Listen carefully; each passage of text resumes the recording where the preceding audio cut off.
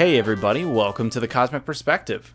On today's episode, I'm going to talk about a number of things, none of which are going to be necessarily super related, but yet at the same time, I'm going to find a way to connect them all. Why? Because that's what I try to do on this podcast. I like to talk about a lot of shit. And if anything has been clear from my podcast, I think it should be that I clearly have a lot of interest. I'm interested in a lot of things. I love science. I love music. I love art. I love writing. I love stories. I love people. I love human creativity, human potential. All of these things should be abundantly clear if you've listened to even 2 or 3 episodes of mine. That's something that I really like to talk about. I also really like to talk about politics, but not in the semantics of, what one person did, that he said, she said. I don't love that part. I love the policy stuff. I like the idea of, what could we do to craft a better world? And I've put my ideas out there. I've said it a number of times. So obviously, for me, healthcare. So I think Medicare for all is a great start, a great step in the right direction. I think another one is going to be ending the wars. Certainly reforming our prison system and our criminal justice system, because it's clearly not fair. The sentencing makes no sense. We got to do a revamp across the board. And there's a lot of things that I think we could revamp with relatively no pushback. I think there are certain changes that you could make in certain types of crimes, and then the sentencing of those crimes, that I think most people would agree with. And then the other thing is, of course, our education system, because education for me is a passionate point, because I had a frustrating come up through education, and not because I didn't go to good enough schools. Honestly, I went to pretty decent schools. I really can't complain about that in terms of I felt like we had equipment. I felt like we had tools and materials for the most part. But what I found frustrating was the actual design of the classroom.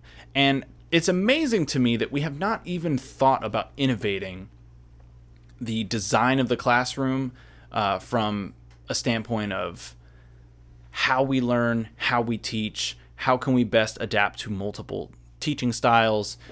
What is a way that we can teach people that isn't monotonous and boring, that is engaging, and then allows people to explore different passions that they might have.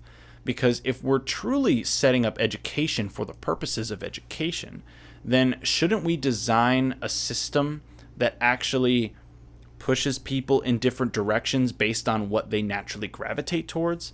In the first several years of school as a kid, it's you should be exploring as many things as possible. And over time, you should be narrowing down what you like and don't like. And we should still be doing things we don't like. I think it's useful in learning certain pieces of information, activities, skills that maybe you don't love, but it's still useful for you and you will learn some valuable things from. But shouldn't we also have a system where if somebody knows that they're an artist and they know at a very young age that you can just let them do art stuff and figure that out? Whereas if somebody knows that they just really love math or science or space or physics, that they can just start focusing on that. And this is not to be confused with forcing kids to make a decision at a really young age. Not at all. I want it to be a no pressure type scenario where as long as you graduate with these certain minimum requirements, and then you have plenty of classes meant for pure intellectual exploration, and I think it's very important for us to stimulate the creativity and imagination of kids as they're growing up. And we also need to have some way to reinforce their, I want to say self-esteem too, because we need their confidence in their ability to learn these things, or to at least take on the challenge of learning the thing at a young age. Because if you teach that, you're teaching fortitude, you're teaching that ability that to keep with stick-to-itiveness, to have that all right, I'm gonna see this through even though this isn't going super great for me right now. So I think that all of those things would be dramatic in our ability to shift the culture.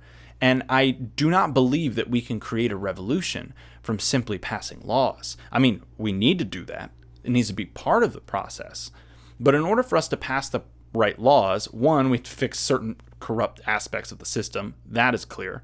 But then also, we need to have a cultural shift where the things that we value are the things that we then vote for. Because if our culture shifted its values from economic output, productivity, go, go, go, go, go, busy, busy, busy, busy, I think we could entirely transform everything. And this isn't a shift that needs to happen overnight, but it is a shift that needs to start happening now. And we have a certain urgency with climate change. A lot of these coastal cities are going to cease to be viable cities. And that is a real problem that we are going to have to deal with, at least as millennials. We're going to have to deal with this shit in our lifetime. So we can't put it off. We can't ignore it. And the only way for us to really make the major change to do it, in my opinion, and this is my opinion, and hey, this is my show, so I'm allowed to give it. In my opinion, it's going to be based off of our ability to change from within. And there are a number of tools that we can utilize in educating the population in that way. Educating them in a way that allows them to culturally evolve, to see through the biases that they might come up with and find a way to change their worldview, or rather expand it, because I think that is a better term, expand the worldview to see outside of themselves. And I know that human beings are inherently selfish. It is in our best interest to be selfish because it preserved us, it kept us alive. But I think what actually ends up being the best move is to be selfless. However, if you're purely a selfish person and you don't want to help other people, then this selfish answer is actually to help other people, because then you will get better outcomes. So even if you don't do it for the right reasons, which I would argue you should do it for the right reasons, it feels better. But if you're not going to do it for the right reasons, it's still in your best interest to help other people. And the reason why is because when you don't help these people, we let them suffer, we let them just fall into this negative spiral, this negative feedback loop. Guess who's paying for it? You are. You're paying for it. You're going to pay for whatever mistakes they make. You're going to pay for their bills if we have to pick up the burden of this of these, losers in society, or these people who are, fucking terrors and assholes, and the fucking assholes that are shooting up everything. I mean, we bear the burden of that because it is a failure of the system to allow these things to even get to the point where this becomes a viable option for them. Like, at what point do we allow a situation where somebody can get to the conclusion that they want to just shoot a Walmart or some shit, And there are some people who just suck, for sure. But I think if we created a better system, and these systems are going to need to be created with algorithms, like, without a doubt. We're going to need data, and we're going to need information, and our initial ideas are not always going to be the right ones. Our gut feeling is not necessarily going to be, this is the perfect answer, we just have to do this. It's like, no, you might analyze the data and find out, oh shit, here we thought that this was the cause of this problem, but it turns out, based on the data, it's actually this. Or, we find some correlation and then we're able to solve the problem. So I think technology is going to be necessary in assisting it. But if we design systems that allow people to almost be coaxed into doing the right thing in a way that it almost becomes like such a negative cost to make the wrong decision that people just don't do it anymore. And I do believe that this is possible. There's always going to be somebody cheating the system. There's always going to be bad guys out there and bad women out there. It's going to happen, okay? I'm willing to accept a certain degree of failure. And I think we all should be able to. And also, failure is not even a bad thing. Failure is like an important life lesson teaching moment. But imagine that we can get that failure rate down to like 10% or something. It's like, so 10% of society is just leeching on society, and they're not useful, they're not doing anything, and we're basically just giving them a more or less free ride. Okay, If the other 90% are killing it and they're all being productive members of society, and not just productive, but like living happy, fulfilling lives, raising families, spending time with people and doing the things that they want to do, taking care of the environment, etc. Okay, I'll take 10% failure. That's fine, you know? And I think some people are just like, no, I don't want to pay for a single percent. And it's like, but you are, though, by not taking care of them. You know, you're going to end up paying more money by letting this person become more of a loser than stopping a loser from ever being created. And to me, this is a really obvious thing. It's way easier to prevent something than it is to treat something after the fact. So shouldn't we be focusing on the things, for example, that prevent cancer, or focusing on things that prevent other diseases rather than just treating them? I mean, we should obviously figure out a way to treat them because people get them and then we want to do something about it afterwards. But we should try to find the reasons why they're even happening in the first place, and then do our best to mitigate that from ever really being a potential possibility. And so I think the same thing goes with crime. You know, most people commit crimes because they're desperate. You know, they're not committing them just because they're just a piece of shit and they just want to commit crimes. It's like, no, they probably grew up in a shitty home. They probably have nothing. They probably were not taught good things from their parents. And that's the other thing too, is we can't rely on everybody's parents to be good parents. You know, sometimes we just have to have these public systems that we're willing to pay for that allows us to pick up the burden of a shitty parent in a way where they at least have one place that they can go where they're going to get good information. They're going to get a good point of view. And I don't think that's unreasonable. And I don't think it's asking too much to want to pay for that. I don't. I'd rather put my money towards that than bombing brown people across the fucking sea. I don't see the point. We're creating more enemies when we do that. So to me, the funding is available. It's just about a reallocation of resources. We have the money. We always want to ask, well, where are you getting the money to do education? Where are you getting the money to pay for college? And where are you getting the money to pay for healthcare? Well, where are you getting the money to bomb more people? Where are you getting the money to increase the military budget? We never ask that question. And if you notice, across both sides of the aisle, they're always willing to green light those bills every single time. And you can check the voting record of everybody. And you can see that we're almost always willing to increase the military's budget.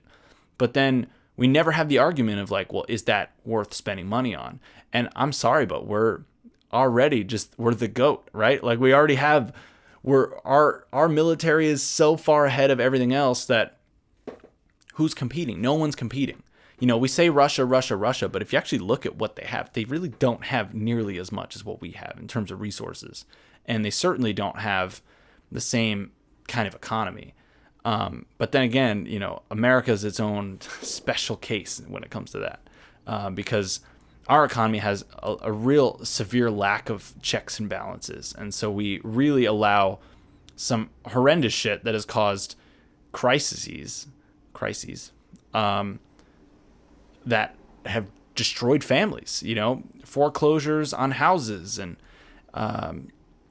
bankruptcy and all of these terrible things that they happen in. Like, if that happens to somebody, that might literally ruin them and they might never recover. And are we just willing to accept people being able to have something happen to them that's larger than them, that they didn't necessarily cause, and then their whole life is fucked, and then, well, yeah, sorry, it's part of the game, dude, life's not fair. It's like, yeah, I agree, life's not fair, but we don't have to make it insanely unfair, especially when, you know, our economy's fucking rigged. Our economy is entirely rigged, and it's not a conspiracy theory. It literally is like, just look at what the bankers did. They bankrupted our economy, and then no one went to jail. They got stimulus money to try to save the banks, and then guess what they did? They just gave bonuses to the fucking executives, and no one went to jail. What? If you saw that in a movie, you'd be like, oh, fuck these motherfuckers, hang them. Literally, that's what you'd be thinking. I'm not saying hang the bankers, although, you know, but like, I'm not saying hang the bankers, but like, come on, they gotta go to jail. They should have gone to jail, and because no one went to jail, now they know they can just get away with it.